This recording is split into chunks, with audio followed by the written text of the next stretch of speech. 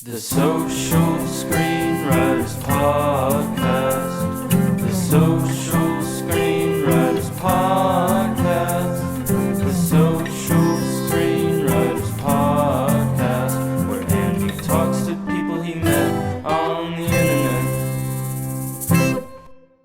Hey there, everybody. Welcome to episode 39 of the Social Screenwriters Podcast. I'm your host, Andy Compton, and today on the show we have a very special guest. His name is Brett Pawlak. Brett Pawlak is a cinematographer and director of photography on such projects as one of my favorite films of all time, Short Term 12, with writer-director Destin Daniel Cretton, starring Brie Larson and Rami Malek and LaKeith Stanfield and John Gallagher Jr. and just a really all-star cast. Caitlin Dever. Great movie you should all check out. Destin and Brett would go on to collaborate again on his next feature, The Glass Castle, and then the following one, Just Mercy, starring Brie Larson and Michael B. Jordan. And also, he DP'd for Brie on her first feature, her directorial debut, Unicorn Store.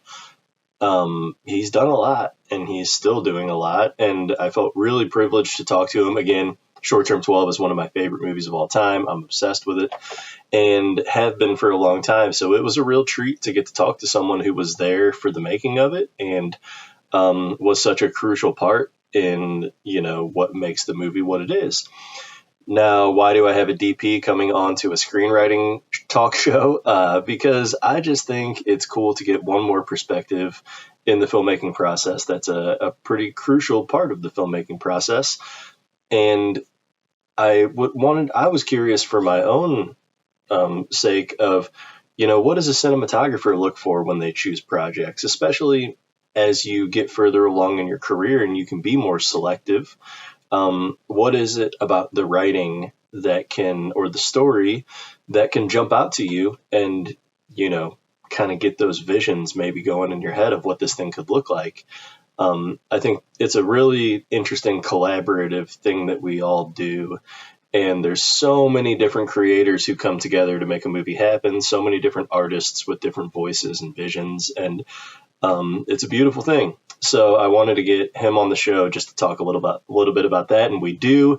We talk about, making films with Destin. We talk about Short Term 12. I kind of maybe hijacked the episode a little too much about Short Term 12, but it's one of my favorite movies. We talk about something that I think is pretty interesting, which is networking as an introvert. We all know networking is a big part of the industry. I tend to be a little more like Brett in that, neither of us are the most extroverted person you're going to meet. When I go to a networking event, I usually pick a corner to hide in and hope someone comes and talks to me. That's just how I roll, and I'm usually one of the first people to leave because I'm just okay, that's enough socializing. And if you're watching this podcast on YouTube, I really appreciate it if you want to leave a like on the video, leave a comment, say something smart that Brett said, say something dumb that I said, whatever you want to do, it's all good. And if you haven't subscribed yet, please do.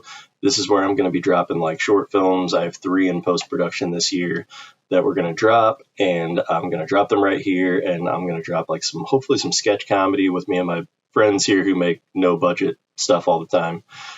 We have some ideas cooking right now. So, if you enjoy content like this, if you like what I do at all or what my friends are doing at all, this is where you can find it. So please subscribe. If you guys like what you hear in this podcast, please, by all means, post about it on Instagram or Twitter. At Social Writer Pod is our handle. If you want to donate to the show, you can do that. Every little bit helps me out. I do this for free. I don't make any money off it yet. Hopefully I do one day, but we'll see. But, if you want to buy me a coffee or something, there's a link in our link tree at Social Writer Pod. Click the link tree in the bio, and there's a PayPal link if you guys want to give me a couple bucks. Super appreciate it. If not, that's cool too. I hope you enjoy the episode either way. And I think that's it from me, guys. Go ahead and enjoy this interview now with Brett Pawlak. Brett Pawlak, thank you for coming on the show today, man. How are you doing? I'm good. Thanks for having me. It's good to chat. Of course, yeah. So this is kind of a different episode for me. I haven't had a cinematographer. I've had, directors, a lot of writers. That's mainly what the show is, screenwriting. But, Right. We talk filmmaking, and I've had, some producers on. I've had a couple reps on. So I'm trying to just give, writers like me who are just kind of up and coming, or some who are even earlier in their journey, uh, some information that might be useful. So that's what we'll try to talk about today. And I'm really excited actually to have a cinematographer. And for those who don't know, Brett is the cinematographer often behind many of director Destin Daniel Cretton's projects, including one of my all-time favorite movies in my top 5, Short Term 12. It holds a really, really special place in my heart. If you haven't seen it, you really, really should. It's sweet, and it, deals with trauma in one of the most accurate and empathetic ways. I think that's one of the things that makes it so special, in my opinion. And it's like one of those movies that was so magical that the cast you had, everyone was on the cusp of becoming giant stars, but they hadn't quite broken it yet. Just a really magical thing. And we're going to talk about that, but also just, I want to dive into how cinematographers think about story, and, when you read scripts and start thinking about shots and visualizing. I think it's a really interesting thing for not just writers to hear, but I know a lot of directors listen to this too. And that's what I am, wanting to be a writer director, trying to climb the ranks here. So yeah, would love to get that perspective. And I guess we'll just start, man, with how did you get into the film business? I reside from Valencia, Santa Cruz, California, which is just north of Hollywood, Los Angeles proper, with traffic now an hour, but it used to be like 20, 30 minutes when I was younger. So living so close to Hollywood in Southern California, you're kind of aware and very like Santa Clarita was most notable for there's a bunch of studios and sound stages up there. So very active in terms of shooting. It has a history of film and television work. William S. Hart, who was a very old Western star, kind of Babylonish, era. A lot around that. A lot around San Cruz de Valencia is William S. Hart High School, William S. Hart museums. So I grew up with most notable, like when I was growing up, CSI was shooting there constantly. Like I'd be driving around Santa Clarita Valley, going to work and stuff, and you just pass by CSI shooting at the mall, or the show took place in Vegas, or whatever version of it they were doing. Right, there was one in Vegas for sure. But that season, the Vegas season, was shooting in Santa Clarita. So I grew up with and around the industry. It was some of my family was in industry. My a couple cousins who are actors. Same side, my mom's side of the family. My aunt was an agent for quite some time. Oh, cool. My other cousin was a stand-in for multiple years on sitcom. My mom ended up becoming a stand-in, and still to this day is a stand-in on multicam television shows. So nice. I grew up very aware of the industry. It wasn't like as magical as it was to go to the films and, go to the movie theater and like watch films and be enamored by them and love them as entertainment, which definitely is the case. I also at the same time was very aware that it was a means of a career, and it was they were jobs. It was I knew of people who were doing it for a living. So I was always aware. It wasn't sort of this magical thing that, like, it never dawned on me like, oh, people do this for a living. It was more like at the theater, I was going, I can't believe people get to do this for, like, I was always very aware of it. I didn't connect the dots when I was little that I would actually potentially be doing it for a living. I was always aware in the back of my mind that it was accomplishable. Like, I could see people doing it. It wasn't out of reach. Sure. So I was lucky enough to have a bunch of friends who were making films in junior high and high school, and I lumped into them, and we were making films as kids. And at some point I was aware that the film we were making, which at the time was on VHS, that none of the stuff we were shooting and making looked anything like a movie on the big screen. Yeah. And that's the most frustrating part about starting out. I was really, to this day. Yeah, to be honest, right. It's the constant thing. Yeah. But I looked at it. I was looking at the stuff we were doing, and I was like, why doesn't this look the same? So I took it upon myself to start to try to figure out how to make it more like an actual film. So in the films that we were in the movies we were making as kids, I went to Home Depot and I got a bunch of like clip-on work lights. Yeah. And my mom would come back from doing her stand-in work, and she'd make friends with like the grips and the DP, and they would give her gels to bring home. And so I would like started figuring out, like, if I gel this light and I gel this light and I diffuse this light, and I didn't think of it as me being a DP or being cinematography, and it wasn't something I was interested in. It was just me trying to figure out how to actually do it. So yeah. And how old are you at this time? This was probably like early high school, if not late junior. So 7th, 8th, 9th grade. I was really, and then it escalated. Like as high school went on, I was very interested in filmmaking, videography, courses. I was always in video production. I was taking extracurricular video production classes outside the high school. I ended up leaving. I went to Valencia High School. I ended up leaving my senior year to go to COC, which is a community college in Valencia.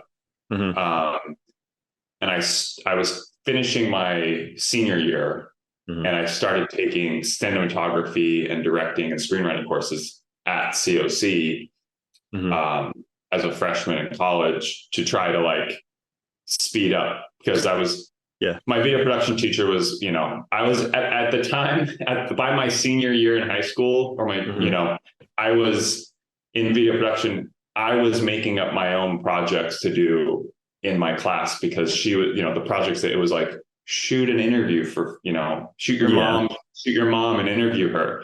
And I was out there like making whatever I wanted, which was really fun. Yeah. Was she hyped about it? Do you remember at all? The teacher, like, oh wow, this is pretty cool. I think she was probably like, I'm in over my head with this kid, because he's definite. It was really fun. I really loved her, and I really, she definitely pushed me to explore. She gave me full reign, and it was great. It was really helpful. That's awesome. Yeah. And so I, the whole goal was just to go to film school, basically. The idea of going to film school got me through high school. I don't know if I would have even graduated high school if it wasn't to like prerequisite to be able to just graduate to get to film school. So I was able to, luckily I graduated, and I took some time off, but ultimately I ended up going to the LA Film School, and I was class of 2004, I believe. Nice. And I at the time, it was much different than if you look up the program now, I'm sure. It was very small. I had, it was like a class of like 20, maybe, if not less. Classes started every other month. So you had this big gap between classes, and it was a 1-year program, it was like an immersive program where you go and you just make projects basically from the first day. You learned everything, you have classes in every department. And then halfway through you pick a concentration, like a major and a minor in a sense. And then you concentrate that for the second half of the program. And I went there as a writer director, as I think everyone goes into it. Yeah. And then halfway through, I ended up just realizing that I wasn't much of a director as much as I realized that I was more of a cinematographer. And so I graduated with a little reel and slowly but surely, made a career out of it, and still trying to, but I was lucky enough to make it this far. But it really, the birth of it was really sort of just young, being a young kid making movies, as we all were. And that being the driving force. And also I think if I constantly wonder if I wasn't so close to it, being young with family in it and being aware of it and being surrounded by it, would I have had the same, like, would I have actually been confident enough that like it could be a career, like, oh yeah, I can do this. I thought I was going to be a grip, to be completely honest. I didn't think I was actually going to be a cinematographer. I just wanted to be a part of the industry. My goal wasn't like, I'm going to be a director one day. I enjoyed it and I enjoyed making things, but I ultimately thought I was just going to become like a union grip and grip and just work on movies. Like that was my whole thing. I just wanted to work on movies. Yep. Whatever capacity that meant. And I did for a while, but, so I mean, that was a long version of how I got into it, but no, that was great. Yeah. And it kind of leads me up to my next question. So then, you're out of film school, you're kind of making projects here. And then how do we get to meeting Destin and all of that unfolding? It was a while. I mean, it felt like a while, but, I graduated. I was shooting music videos. I was shooting everything I could. And at the time my whole goal was just that, shoot as much as I possibly could. I was shooting for free. I wasn't even really considering myself, a cinematographer or a DP at this point. I was just interested in building a reel. And,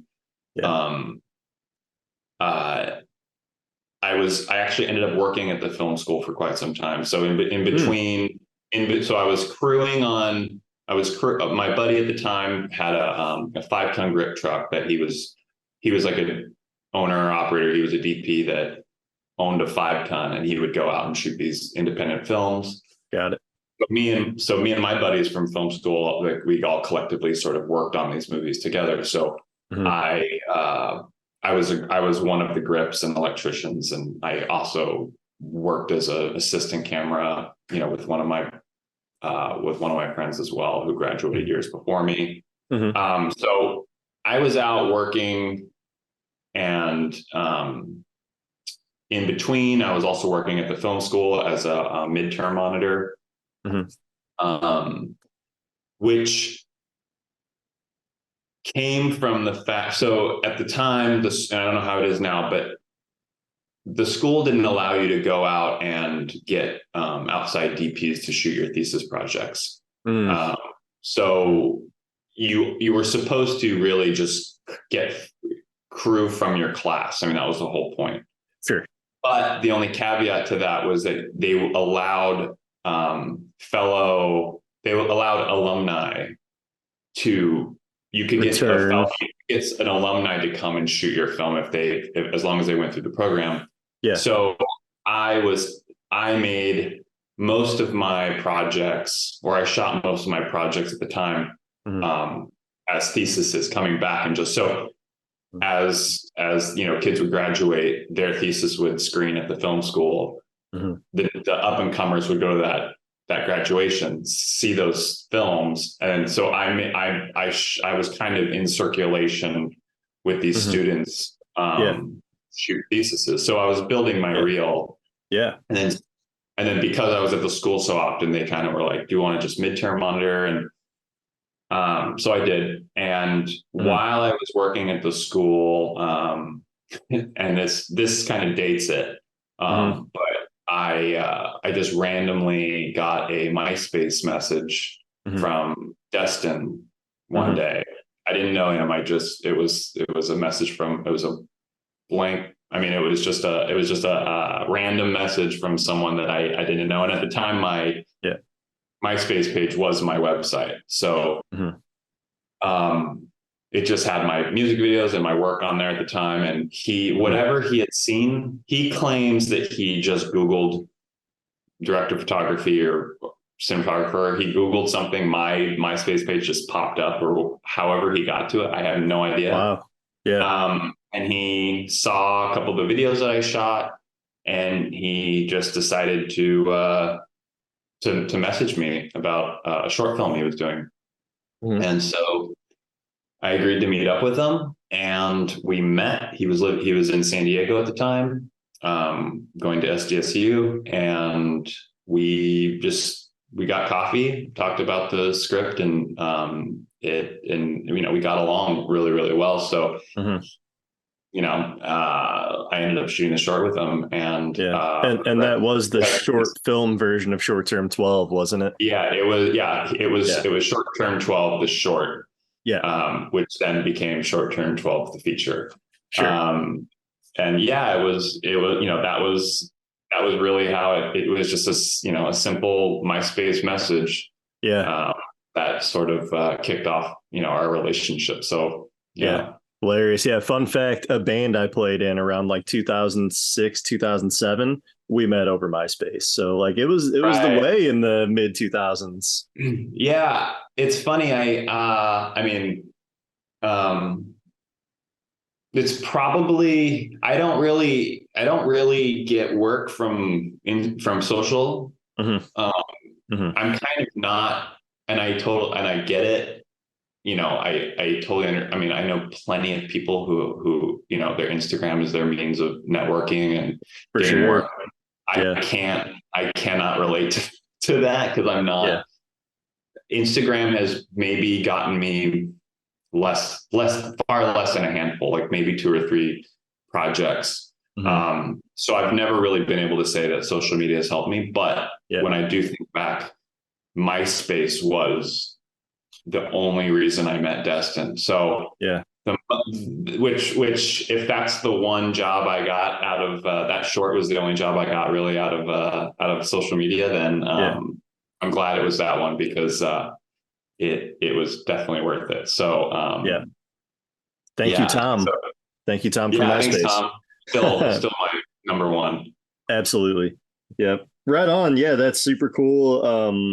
And yeah, you just never know where a creative collaboration that's going to last for more than a decade could come from. Yeah, 100%. And that wasn't the intention. Like when you meet people and reach out to people, or you come across people, especially now, like on Instagram or social media, but I never take lightly a chance to speak with another filmmaker or director or cinematographer. Obviously, I appreciate it.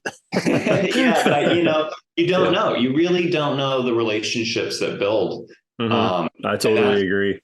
That's the number one thing about this industry. That is, if you can learn it early, it's reputation and it's networking. That's the political term for it. That's like the technicality. Like, it is networking. Yeah. But I'm terrible at networking, but me too. I value relationships a lot. The people that I work with and the projects that I choose to do, a lot of it has to do with me genuinely wanting to develop a relationship with this person, and being, having that connection with the filmmakers and the project. Yeah. And yeah, meeting Destin for coffee, I would not have guessed that it's been almost like 12 years or so. Mm-hmm. It's that 11 years or so since it's like, yeah, like maybe 12 years. I'm Yeah, terrible. maybe even That's so coming up quick. on The short, 13. because I Yeah. always imagine, I mean, the short was 2009. So Oh, um 14? I don't know. I can't yeah, so math. like Anyway. 14, yeah, so like Yeah. 14 years ago, Yeah. uh, it's just crazy. But Yeah. um, yeah, I would not have guessed that on that message, I would have like 14 years later been talking about, Still Destin and working with myself. this guy. Yeah, Yeah, exactly. and Yeah. being really good Yeah. friends. Yeah, we're like really good Yep. friends, and Mm-hmm. we've been through quite a bit together, Mm-hmm. which is really good fun. Yeah. So yeah, so and that's again, you don't know what opportunity a project will give you. Yeah. Uh, and the short term, the short is like the perfect the perfect example of not really anticipating what a short can do. You never know. Absolutely. Yeah. And going back to your point about networking, I kind of feel the same. And Mm-hmm. I was just yesterday morning watching an interview on YouTube with Dan Trachtenberg, the director of like 10 Cloverfield Lane and Prey more Mm-hmm. recently. Mm-hmm. Definitely a big fan of him. And he was talking about that. And he was like, I'm kind of an introvert by nature. So these big like Hollywood schmoozing networking events, he's like, I can't do those. Like, I just don't. Yeah. But he's like, I'm pretty good one on one. So Yeah. anytime I get meetings or connections through friends or whatever, I always take it, and I can perform in that space. And I just thought it was cool to put that out there for people who might feel that way and they want to enter this business, and you hear Yeah. about it's so much schmoozing and networking and big parties and shit like that. And it's like there's another path too for different personalities. I mean, there's two parts of it. There is the schmoozy part where you have, there's events and things that you can go to if you choose to. Yeah. And And some, probably should, honestly. yeah, Just you never know. I mean, it's funny because at the time the short ended up winning Sundance best Yeah. short that year, 2009. Yeah. And that was the first time I had been to a festival. That was the first time anything I had ever done was in a festival, especially to like, Sundance standard. So, Right. excuse me. So it was very exciting. Yeah. My agents were like, go to the festival. Actually, it wasn't my agents. I'm sorry. I was not represented at this time, but Mm-hmm. people were like, go to the festival. And I Mm-hmm. printed out a stack of cards. Mm-hmm. And it was like, go to the festival, talk to directors, pass out your card, blah, blah, blah. Mm-hmm. And I did. I printed out all these cards, and I went Mm-hmm. up there with this intention of like, just passing cards out to all these filmmakers. Mm-hmm. Um, and to this day, I still, those cards never left my pocket. Uh-huh. The festival scene for cinematographers is weird Mm-hmm. because festivals are for, now you can, if you're an extrovert, this really doesn't apply because it's actually it's really beneficial when you can network and like get really great things out of festivals. My Mm-hmm. experience being introverted is Mm-hmm. that I was very aware that festivals are for directors. Mm-hmm. Festivals are for the writer, especially writer directors. Mm-hmm. Like festivals are the thing. Absolutely. All about them. Every experience that I've had going to a festival with a film that I was a part of that I shot Mm-hmm. has been waiting outside for the cast and the director to go do their press, Yeah. and I'm off just walking Main Street or doing something for them to get out of their thing. And Yeah. then waiting outside of parties that I might not be on the list for, Mm. or trying to get into parties that I am not really invited to, or I'm just tagging along. I'm just someone's plus one. Right. Uh, Yeah. for It's myself, it's way far too thankless, the cinematographer's job. it's But yeah. really, really, it's really like weird. I didn't expect it. You expect to be a part of a film, and and it's not that your job or anything you did is any less than what they did. It's just that the way that festivals work is very much driven and focused on writer directors' talent. They want to sell the movie. Yep. And that's why like things like Camera Mage are great alternatives, because it is a cinematography specific festival and when that's the experience that I think most DPs are hoping to get when they go to Sundance or something like that. What was it called? I hadn't heard of that. Camera Mage. It's in Poland once a year. Cool. It's basically a festival for cinematography. Amazing. It's focused on the cinematography. It's it is like if you are if you're a DP, your goal is Camera Mage. Cool. Yeah, I'm gonna look into that. That's awesome. It is the festival focused on the image.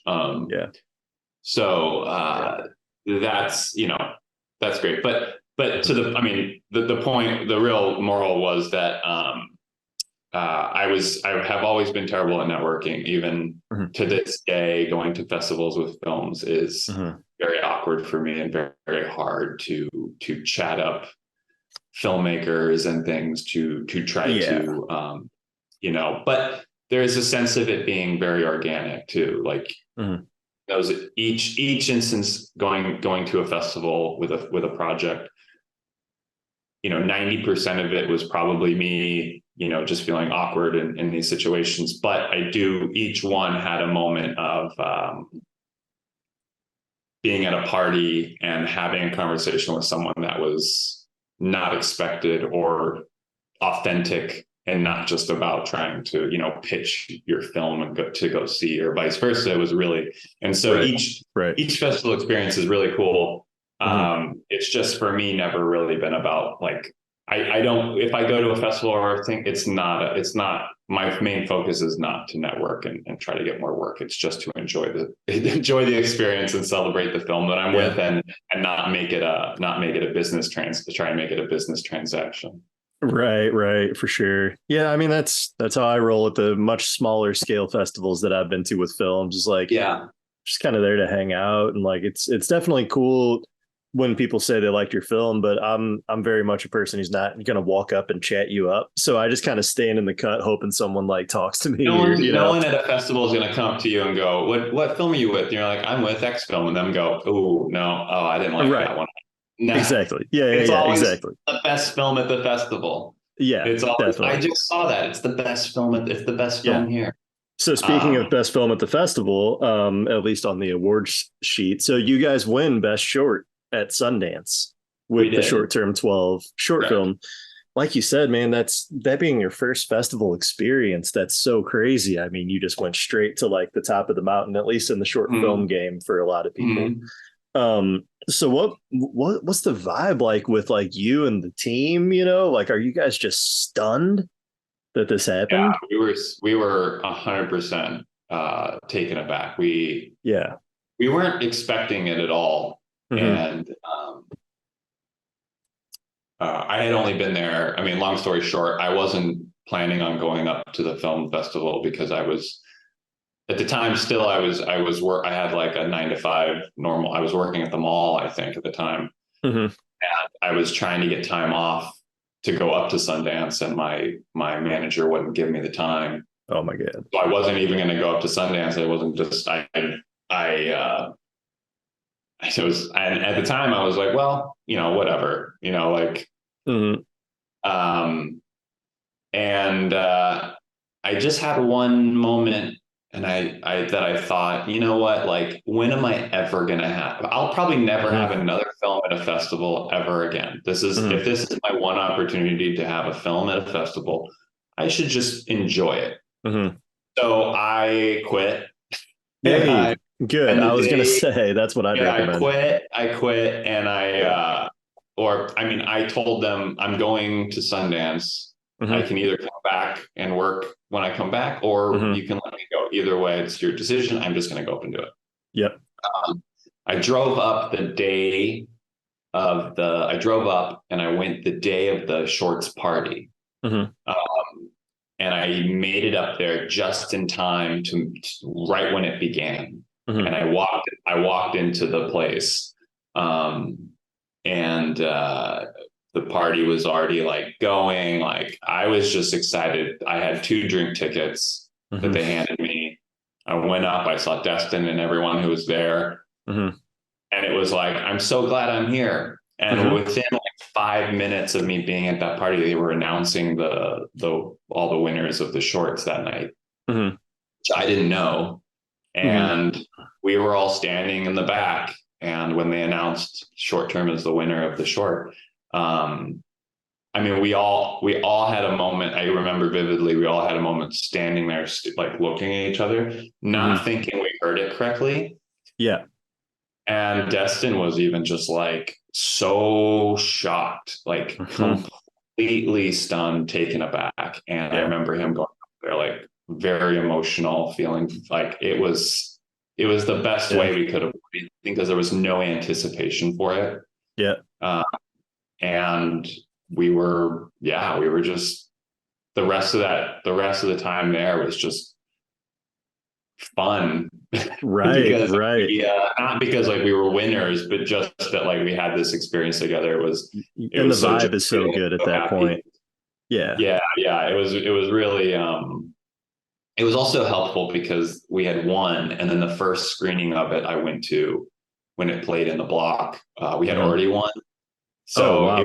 it took a little less. I mean, it had played obviously up till there, but there were, for some reason, the award was presented like midway through like the first week or so, or first couple of days. So it was kind of early. So there were still like blocks or a week worth of like screenings that it was screening that people had already known, like it was the winner. Yeah. So the first one I went to was the day after that, and so it had already won, which took a lot of the pressure off me, like staring at it, you know, with are we good enough to be here type shit, full of people, of just of just people you know, not completely having a little bit of like, okay, we won, so there is something here, so it's worth screening. Exactly. Yeah. God, that's so cool. That's such an awesome story. And then like, so how does it become a feature? That's a great question. Yeah. It wasn't intended to be a feature. It wasn't like a short concept proof. It wasn't a proof of concept feature thing. It was that it existed as a short, and then since it got attention and you know, it won. I think was then when a production company was attached to then, you know, pitched it and tried to work with Destin on making it a feature. I mean, I think he had an idea for a feature in mind, but it wasn't the intention. It wasn't written. It was, so he had to write the feature version. And I mean, it's very similar, but also much different in ways. It is. So you can see that it wasn't like a proof of concept, and then we made the feature. It was like the short was great, and then he was like, well, I could expand it, and did, and so it lives sort of as its own thing, which is great.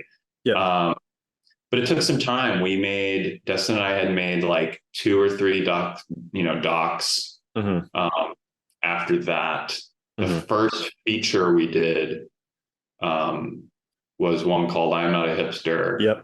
That we did right like a year or 2 before short term, because up until that point, Destin hadn't shot anything longer than like a week or less.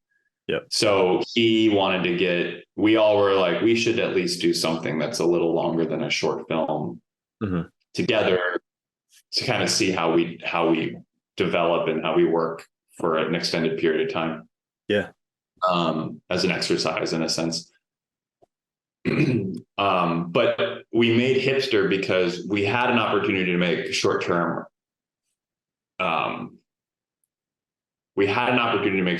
And we were making sure that it was the right time. And we ended up pivoting and making Hipster instead, and pushing short term.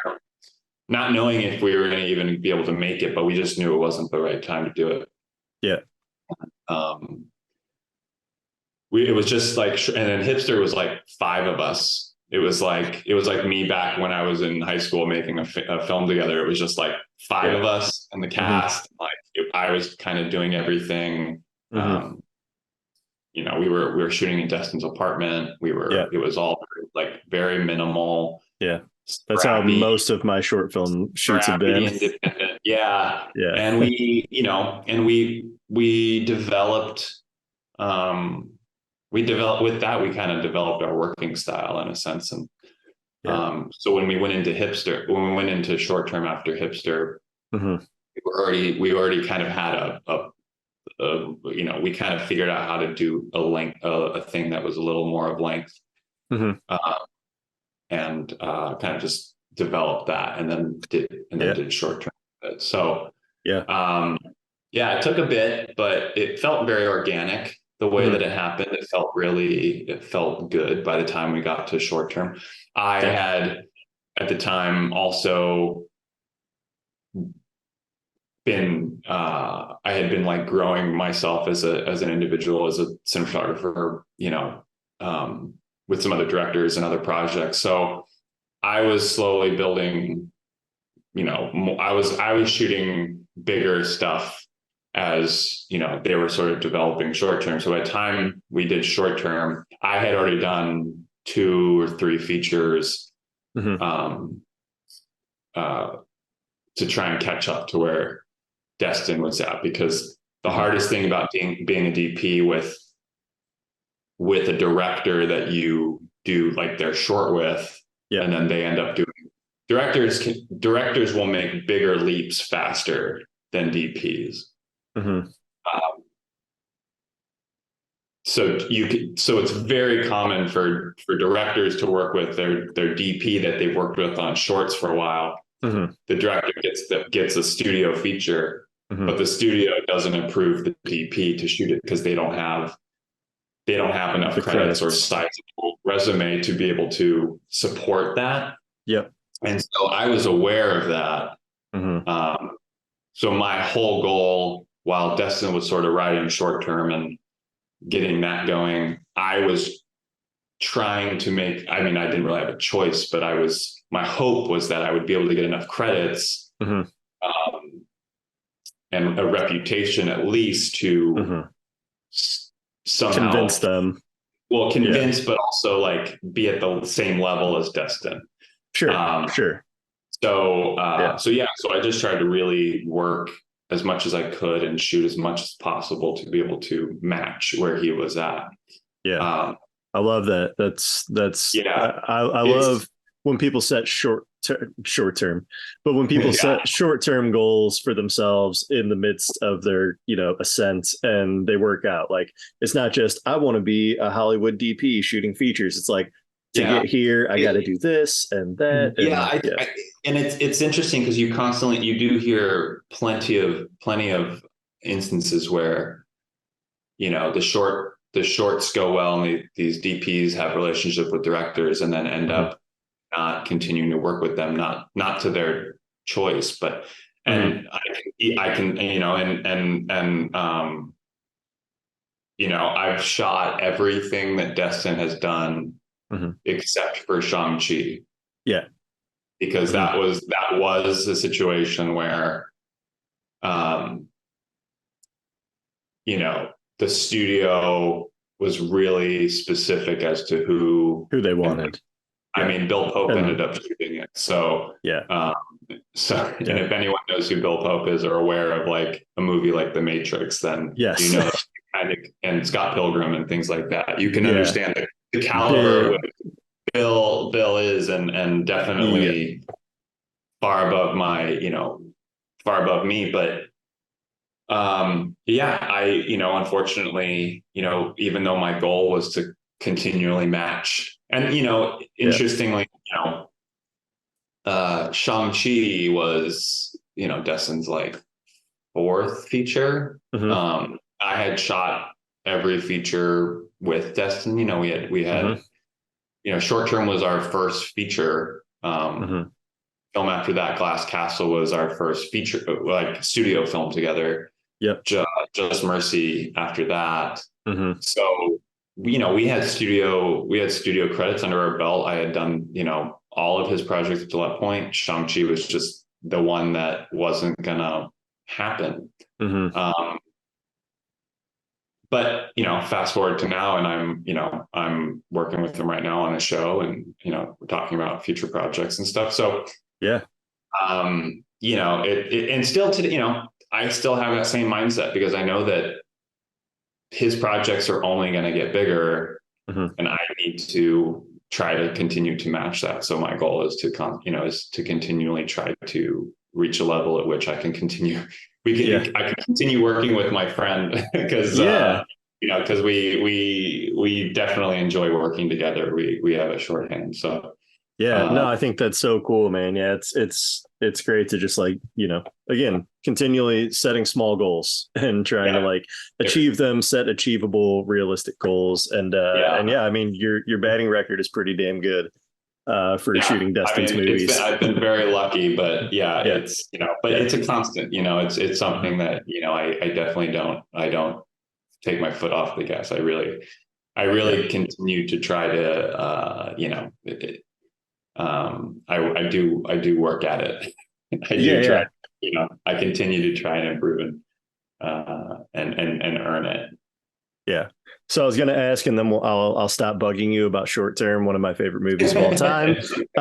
Any fun on-set stories that you can recall that were just a really good day? You can tell a disaster story if you want to, whatever. Just for the Short Term nerds out there like me. Oh man, I mean, there's a lot, to be honest. I'm trying to think of a specific story that it would be worth telling. Yeah, I mean, well, I'll lead you into one. I mean, one thing that we talked about a week ago, you and I met. Thank you, Brandy Sperry, who was 2 episodes ago for me, and you guys should go listen to her episode. She's awesome. But she, got us on a Zoom together and we chatted. And one thing I thought was interesting was one of my favorite scenes in Short Term 12 is LaKeith doing the rap to John Gallagher Jr. And it's just such a just emotional, it really draws you in such a visceral way. And you were saying how that wasn't intended to be a one take and just ends up being a one take. Yeah, a lot of that.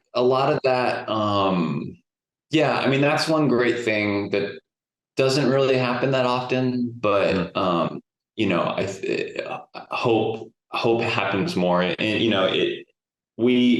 so if anyone's familiar with that scene, it's a scene where LaKeith is rapping, and it's a very emotional moment. And we played as such when we shot listed it, and when we were talking about the coverage for it, we did talk about coverage. We shot. There were 3 different angles on that scene, and the intention was not to keep it as one shot. The intention was to just shoot it as a normal, over traditional kind of and we shot it as such. But because we had a 2 shot and we had another over, and at the time, I don't as much anymore. I don't operate as much as I did back then. I operated the entirety of Short Term with my B-cam operator, Chris. And at the time, our style was very because it was very documentary in a sense, and we even though everything was storyboarded, and we had shot listed basically the whole movie before we shot it, we were still very open to interpretation. We were just open to also letting things happen. So that's why the movie's very handheld, because we weren't, unless it really had to be specific, we weren't terribly specific. We just knew what we needed out of things. So Destin always gives me, when I'm operating, permission to sort of go rogue, whatever, as long as I know that he's getting the performance. I can sort of, he'll be like, okay, do whatever you want on this one. Mm-hmm. And so he just asked me on this, it was like the second take or something. He's like, we got that in the first, like we got it. Mm-hmm. So let's just, can you just do a little push in? And I was like, Mm-hmm. yeah, I can do a little push in. And I was just going to lean. Mm-hmm. And as he was going, I was just leaning and pushing, and I just felt like I should just keep going. I was like, how far can I actually go? And so I was pushing and pushing and leaning, and like it was terribly uncomfortable. And it looked probably so weird because I was in I wasn't preparing on going as far as I did. And I was also pulling my own focus. So I was like pulling and like going in, and eventually I got to a point where I realized I had hit minimum focus, and I was so close to LaKeith that I was just leaning. Like I wasn't pulling anymore. I was just leaning back and forth to keep him in focus. Yep. Right at the minimum. Yeah. Right at minimum. And, we finished the take, and like, I was like, oh, cool. Like that was fun. Alternate angle, kind of a creative one. And I walked back over to the monitors, and Destin was like, I think we could keep the whole thing in that one push. And I was like, don't do it. Cause all I remember is just like, couldn't tell with the focus. I'm like pushing. It felt very weird. But yeah, to this day, like that's the one shot that most people, react to in terms of the movie. Like that's a really memorable scene. And I think because we had planned on doing other coverage, and the fact that we had actually like already got it gave me the opportunity to just kind of try something without the intention of it, being anything. The intention was not that this is going to be an amazing shot. Yeah. The intention of it was like, I was just really feeling it. Like I was really just like experiencing it. Yeah. It made it in. So, it's one of those moments where, as much as you prepare for something and shot list and storyboard it, there's those moments, those rare moments on set when you don't anticipate that happening, and it getting all the way through to the final cut. So I mean, that was a great moment where there was no intention in that being like one shot, and it just ended up being that, which I think is short term in a nutshell. Yeah. I've only had a handful of those moments, but they are magical when they happen at a much smaller level. But like one time I remember we were just moving the camera and just kind of holding it, and it was just like, that looks amazing. Like that. Don't move the camera. Like whatever that is. Let's shoot it. And we shot the whole scene like that, and it ended up going in the movie. So I love that stuff. That happens all the time. Pay attention to where the camera gets put down, because sometimes it's the best shot that you never thought of. Yeah, totally. Okay, so I'll stop hounding you about short term, but I wanted to ask, so this is something for the screenwriters. That was for the camera nerds, that last little bit. This will be for the screenwriters. So as a DP, what are some attributes a screenplay can have that kind of draw you in and make you excited about potentially shooting it and signing on? Authenticity. I mean, for myself, I'm really drawn to stories that feel like authentic. They have. I've had experiences where, I have a pretty eclectic resume in terms of films. Like I have things like short term. I have things like, Just Mercy with Destin. I have Maggie. Maggie. Maggie. I shot only some inserts on, like some pickups on that. Oh, okay. But, I also shot an indie a couple of years ago called The 24th. Pretty heavy, like very heavy autobiographical content. But I also have a film like Instant Family, which is pretty much a broad comedy with Mark Wahlberg and Rose Byrne. Yeah. The perfect example is that I got that script sent to me, and I read the log line. I knew it was a broad comedy. Mm-hmm. I almost already pretty much passed on it because don't think that my, I just wasn't interested. I'm just not interested in broad comedy. Yeah. But what I learned after I sort of passed on it, and my agent at the time reiterated to me, was that the script is a true story based on the writer's experiences with him adopting his kids. And the Instant Family is about a family, Mark and his wife, who are later in life, they weren't really planning on having kids. They eventually decide maybe we should adopt. They're a little late on maybe having their own, but they're willing to adopt. Mm-hmm. They end up adopting three siblings, three siblings. Mm-hmm. And hilarity ensues, of course. They're like one's a preteen, teenager, and then the younger. So you get they kind of caught up with themselves in a sense. For sure. But it was the true story of Sean, who actually later in their relationship adopted three siblings. Mm-hmm. And that changed my whole perspective on the script when I read it, even though that it is a broad comedy, even though it is, Mark Wahlberg, on the poster, who's actually a great actor. Of course. Mark's also a really great guy. Yeah. While making the film and after, like even to this day, people they don't come up to me and be like, wow, Instant Family is such a great film. They will, but more importantly, they'll be like the experience of adoption and the broad topic of that is very much like our first AC on the film was like, hey, I want to let you know, like, this is real. Like, this film is really important to me. He's like, I was adopted. And so he had a very personal connection to that.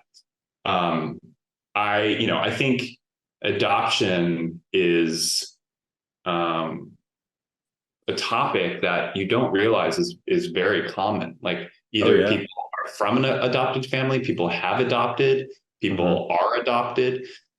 It's very common that isn't talked about very often. So for me to be able to have a small part in that conversation is the most important thing about that film, regardless of like its genre. So that's like a perfect example of me, of how I've looked at many scripts that are, comedies just for comedy's sake, just for a joke. And I just don't relate to it. And I can't really find a commonality in it. Yeah. But if there's something that is authentic, like an authentic story, then I definitely am drawn to that mostly. So especially if it's a real story, that really to me is like, ideal. I really love things that are based in and from reality. So that's why most of the ones that I'm most proud of are the ones that are like social commentary, again, because to be able to have a piece of a conversation that should be being had, or to start a conversation. It brings a certain importance to a film, that this is a real thing that we should all be thinking about, or and the fact that and the fact that I was having I think we were talking about it. But saying like my choice in the films that I do versus the films that I actually watch are completely opposite of one another. Yeah. I will watch all movies.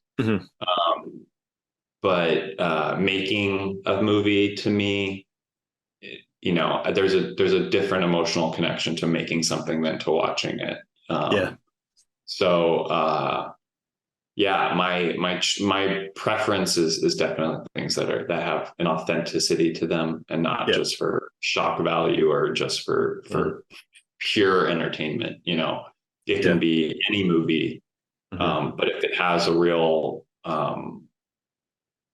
sensibility to it, you know, that's authentic, then that's what I'm really, really drawn to. So yeah, I love that. And I think you're not alone in that too. I think just, you know, producers, directors, you know, actors, you know, that is usually top of the, they're hard to come by, to, you know, they're not of like short supply, and some, you know, some are, you know, some scripts are very intended to be that, but just don't come across that way, really, you know. So it's a real hard thing. And I think that one thing that I've been very lucky is that, you know, luckily short term was sort of my entry into that, where when people do look at my body of work, short term's in there. And so they are aware of luckily that stuff comes to me a little bit easier than maybe it comes to other people. I know everyone, you know, obviously everyone wants those scripts and everyone wants that type of work, but you know, again, it's the type of, you don't get pigeonholed, but your body of work definitely drives what people send you or what people think of you for. And so I've been really lucky that short term is within that list, because then it gives me some sort of credibility in that type of work. So absolutely. I mean, it's pretty top of the food chain for me. It's up there as far as just like authentic. And and Destin, if I remember this right, he had worked at a place similar to which is again key.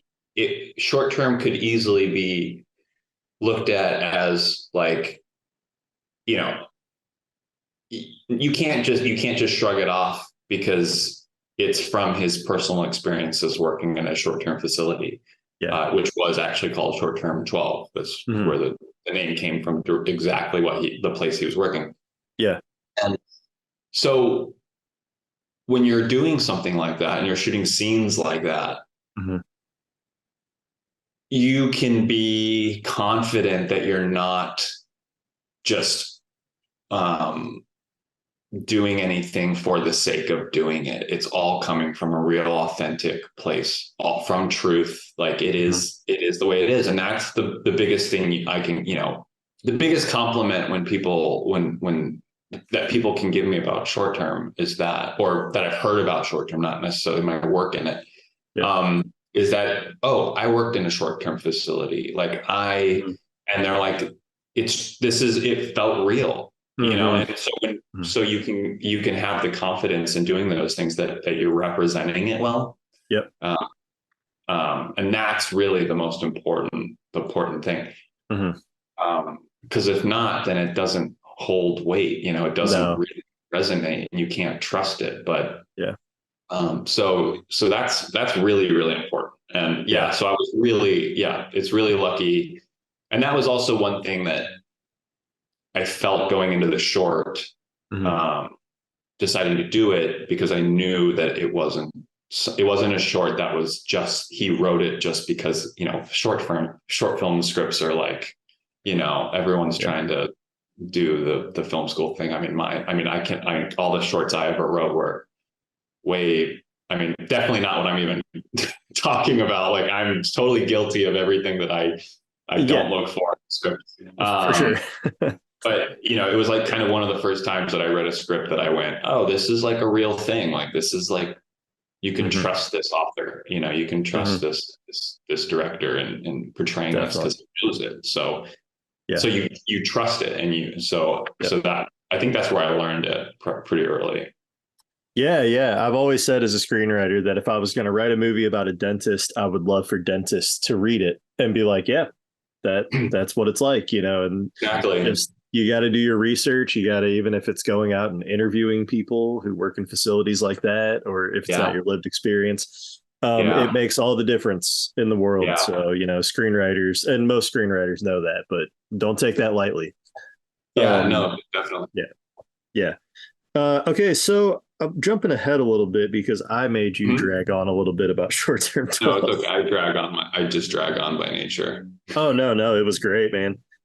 So I did want to ask, because you're someone who has had like these kind of long-lasting relationships with someone like Destin, but then like Brie Larson, you've worked with repeatedly, and you even got to shoot her directorial debut.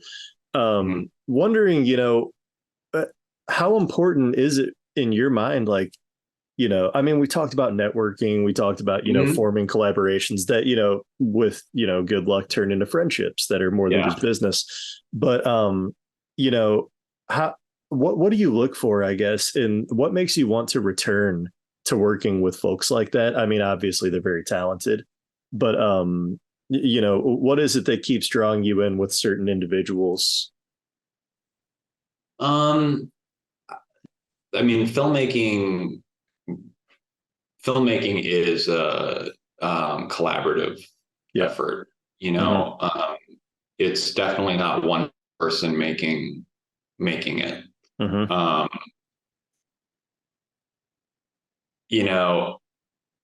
mean, you do become, inherently you become some sort of a family on set, like especially, director, DP relationship, DP, production designer, like everyone is very involved in everyone. It's a group activity.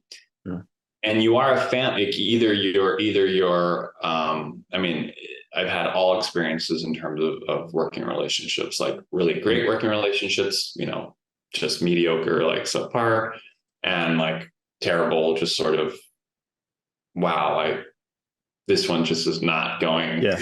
And this one won't happen again. And it really comes down to the dynamic of the people, of working with people, and everyone works differently. Each director I've worked with works differently than the other director. My position as a cinematographer shifts depending on what that director's needs are. Some directors are super visual. Some directors are not visual at all. So my role is different every single time. It just depends on when you're interviewing for a job or you're talking to directors about work, you're really trying to understand what your role in this relationship is. Like what do I need to bring to this to get you what you're after? Am I just there to facilitate, am I just there to facilitate it, for you, like put it, which each version, and there's no wrong way. I enjoy all of it. Sometimes I'm making the entire shot list and shot design and everything. Sometimes it's very specific down to even like them knowing the lighting they're after, and I'm just helping facilitate it for them and create the space for them to do so. Or am I creating everything for them, so it's or in between, it's really depends. But what it really comes down to is relationships. It really just comes down to relationships and trust, because the directors are very much having to trust who they bring onto their films. For sure. Not only from a technical level, not only from like, just to like in a working relationship. As every day on set is a battle. You're battling time and weather and personalities, and so when you have a good experience on a set, on a project of any size, there is something very special when you can walk away from it and go, I really enjoyed working with that person, because whatever that was meant a lot, because I have to facilitate something for that director to accomplish what they're after. I couldn't tell you, to be honest, I could not tell you why Destin continues to work with me. And it's not terribly important to me what that is, because I just try to continue to do what I can, to do that. But I know for a fact that there is some unsaid, unspoken thing. I mean, it's not surprising, right? Like when you look at other directors like Christopher Nolan and Martin Scorsese and, top, directors, Sure. They might switch, every so often, but, that might not be up to them. But they do surround themselves with, you can see time and time again that there are people who surround themselves and work with the same people. Yeah. Same editor, the same, for sure. Because there is a comfortability and a trust with those people that that is invaluable.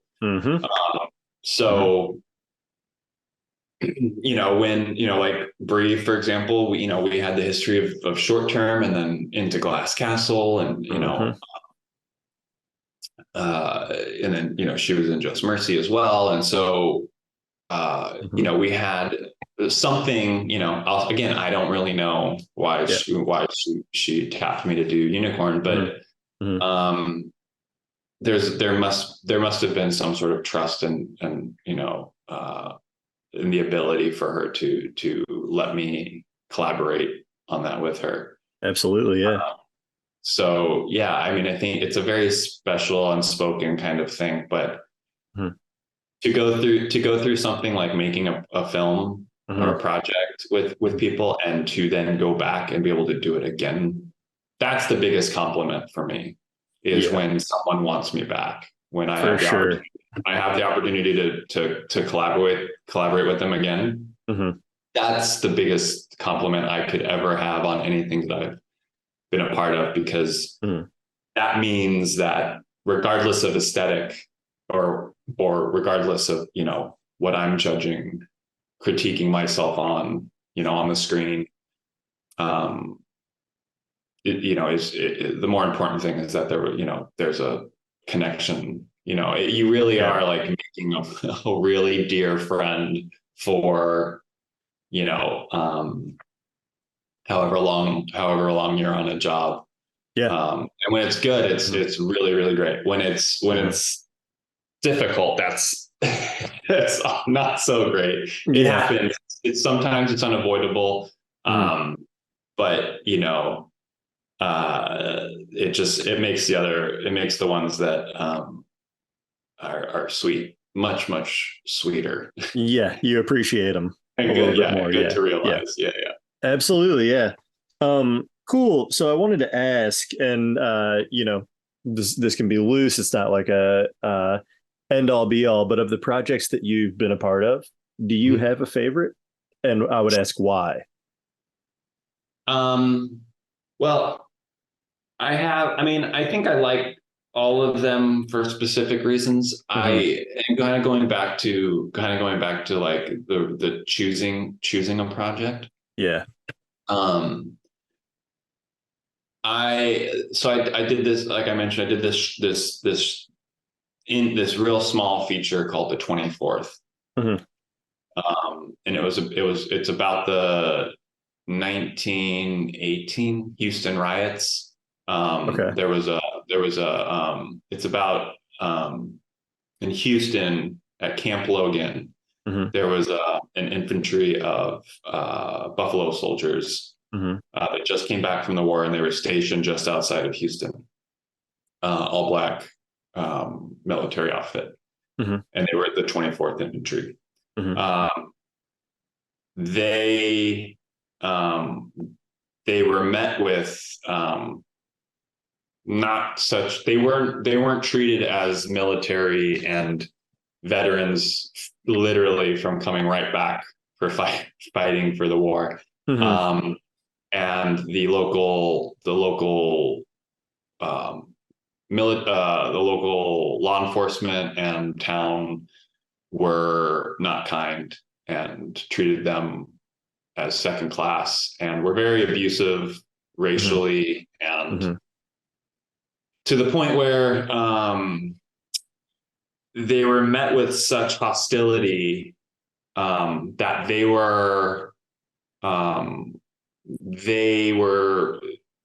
learned to believe that one of the soldiers was killed by the police in town while they were in town, which led to the infantry going into Houston and basically rioting, and at the time they shot up the whole town. Wow. They killed a few people, and they were, I mean, not to get too into it, but they were obviously convicted, and they were sentenced to death. But which the reason why, I mean, it was a tiny movie. It was really difficult to make because it's a period piece. It's the subject matter is not easy. Yeah. And again, like if it wasn't a true story, I definitely would not have been interested. But the writer, the writer director was definitely, was definitely knew that what they were talking about and was written very well.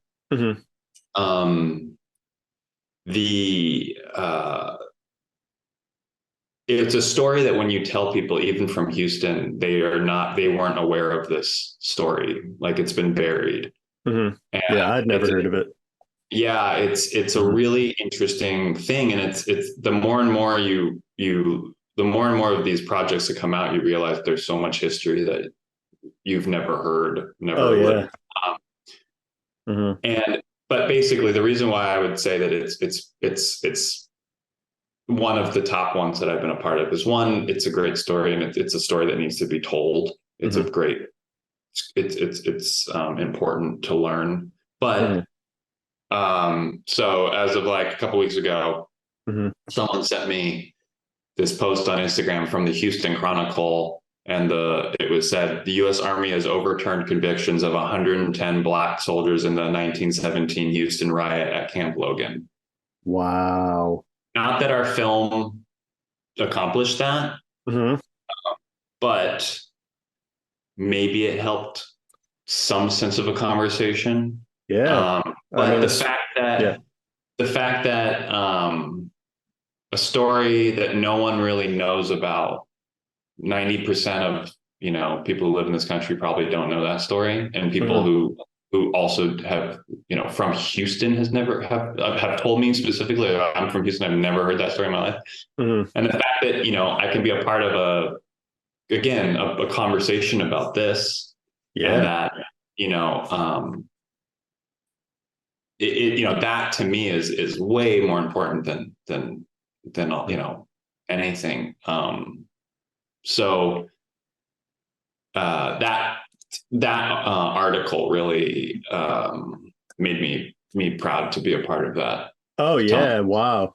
Yeah. That's super important. Yeah. And I would not doubt, dude, that the film had something to do with it. I mean, just because we live in an age now where, many people are just more socially aware and willing to use their voices and to stand up against, things that were very wrong from even a long time ago.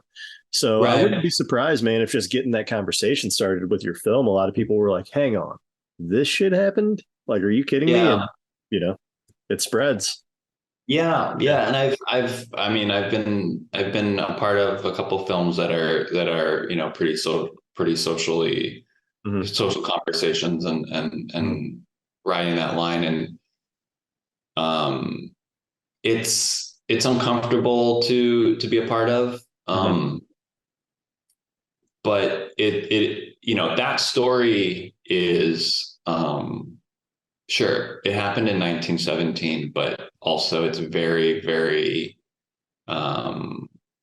you could basically run it all the way up to today and see that, there's a lot to be, there's a lot to work on.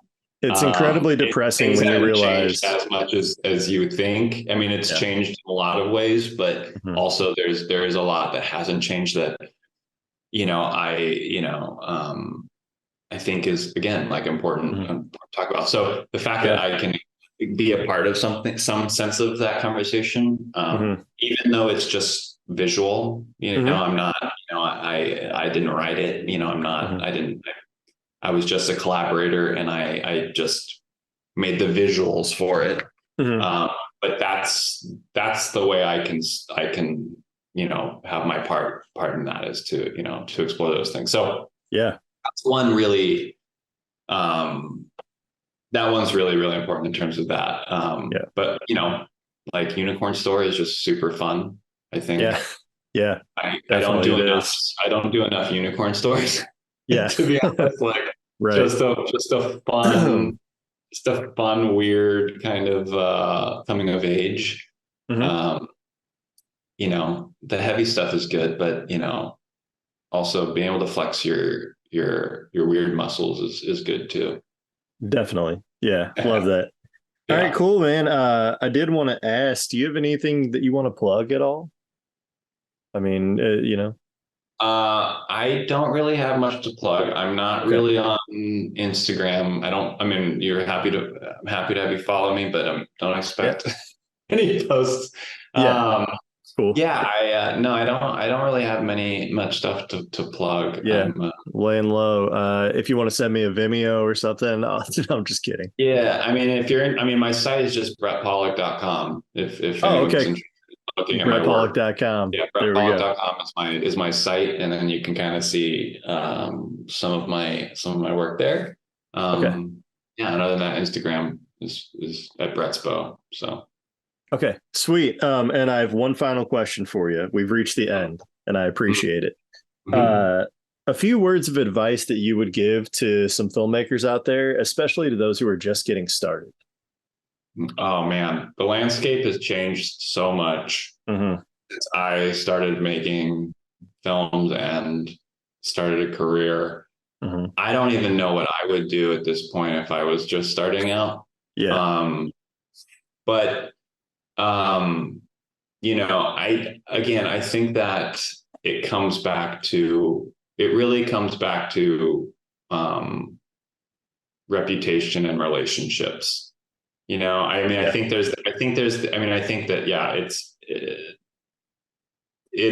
we're at the point now where, you hear everyone can say, like, just get out there and do it. Like, the iPhones are so amazing now. You don't have an excuse to not shoot something. And it's definitely worth taking advantage of all the technology that we have. I really think working on your craft is really important in whatever capacity that you can. If you're a DP and you want to go out and try and shoot with your iPhone, like, definitely helps. Like, observing light in any capacity is important. But also definitely don't, I'm not an advocate for film school. Go to film school if you feel like it's necessary. Don't go to film school if you're not interested. But the only thing that I would say is, especially as anyone who's, a DP, production designer, director, especially, the more you know and understand and appreciate story in all those capacities is hugely beneficial. So as much as a DP can go out and learn cinematography and light a room, you have to understand what you're lighting it for. You have to understand that, ignore just lighting it to make it look cool. It can definitely look cool, but that whatever that is has to be supported by the story and what you're trying to say, because story is the most important thing. story is king. It really is. Like, if you don't have a good story, your cinematography is not going to have the impact that it does, no matter how cool it looks. So as much weight as you put into learning the visuals, definitely lean in and put some time towards writing and story structure. You know, the more you understand about story, the more you understand about how to tell those stories, you know, is very beneficial to your work. So I would say that, you know, technology is moving very quickly, and everyone has the ability to learn as much as they want. You know, I think these days, and whatever, you know, you can really go down the rabbit hole of anything and really learn it fairly quickly. So I would definitely try to, if whatever you are, if you're a writer, I would lean into something opposite. I would look into cinematography and see what good cinematography means, because it will help you visualize your story. If you're a good cinematographer, start looking into writing. If you're a production designer, you know, kind of look into the opposite direction of what your actual focus is, because it will impact your work subconsciously. So learn it all. The more you know, literally, the better it's going to be. So learn as much as you can. Look into all aspects of filmmaking. It's all going to be beneficial. So yeah, I would 100% agree. I would say especially for directors, because you really should know as a director what you're asking of people. Directors need to know. Yeah, I mean, directors should know a lot. They should know a little bit about everything, because you do need to know what you're asking for. I mean, I mean, you don't have to know everything, and you don't have to know exactly what lens you're trying to shoot on. You don't have to know exactly the lighting that you're requesting, but you do need to talk in a way. I mean, that's why I think story is so important, because you don't need to talk technical, but if you can talk in story and you can talk in theme and motivation, that's a lot. That's a lot of it. That's more conversation. I have more conversations in just tone than I do technical. Even me to my gaffer. When I talk to my gaffer, I'm not speaking in like the, you know, let's put an Arri S360 over there with a and like a quarter of this. And I'm saying, you know, when I first describe what I'm trying to do, it's more tonal. It's very much like, I'm trying to make this feel like this. Like, this is the here's vibe what's going on in this scene. This is the vibe. This is what we're doing. You know, very, very tonal story, telling a story in that image. So love that. So awesome, man. Well, that's great advice. And dude, I just appreciate you doing this. Really. My thanks pleasure. for taking the time. Yeah. Awesome. Great to be here. Thanks. All right, y'all. Episode 39 is in the books. I want to thank Brett Pawlak for coming on the show and sharing the wisdom of a cinematographer working in Hollywood with all of us screenwriters and wannabe filmmakers out there. And some of us aren't wannabes, but, you know, I am. And a lot of us are trying to climb that mountain. So it's cool to hear from someone who has done things at such a high level with especially such an accomplished director as Destin Daniel Cretton. I'm a huge nerd for his films. I'm a big fan. And it was really cool getting to know Brett and just learning about, you know, their process together.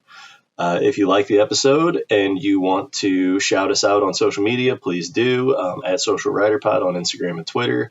If you want to donate to the show, you can do that at the link tree in our bio. There's a PayPal link. I appreciate whatever you can donate. If you can't donate anything, that's okay too. Hope you enjoyed the episode. And, you know, the final thing you guys could do to help the pod, if you want to, again, I'll just reiterate, if you want to like the video, if you want to leave a comment, say something smart that Brett said, say something dumb that I said. And if you want to subscribe to my YouTube, this is where I'm going to be posting podcast excerpts from podcasts, short films. I have 3 on the way this year that are all in post-production. So that'll be cool when we get to drop those. And then also, you know, me and some buddies are talking about like some sketches and some dumb, easy stuff that hopefully we can shoot in a day or two with no money, and that would be great. That's kind of how we operate in my little film circle, is no money. So, but we're getting it done and we're making stuff, and I love it. That's about it for me, guys. I hope everyone is having a continued good start to the new year. It's January 18th right now, and I hope you hit the ground running. If any of you happen to have a film at Sundance or a friend's film at Sundance, I hope that it's a great festival. I wish I could be there. That'd be amazing. I have a friend who was an earlier guest on the pod, Nicky Weinstock, as I know him. He is the founder of Invention Studios and someone that I'm working with on a project right now, but he's also like the producer of Severance. And he has a film there that he produced this year called Thelma that stars June Squibb. And if you're there at the festival, you should go check it out. That's about it, guys. I hope that everyone's doing well, and I will talk to you next time. Okay, bye-bye. The Social Screenwriters Podcast.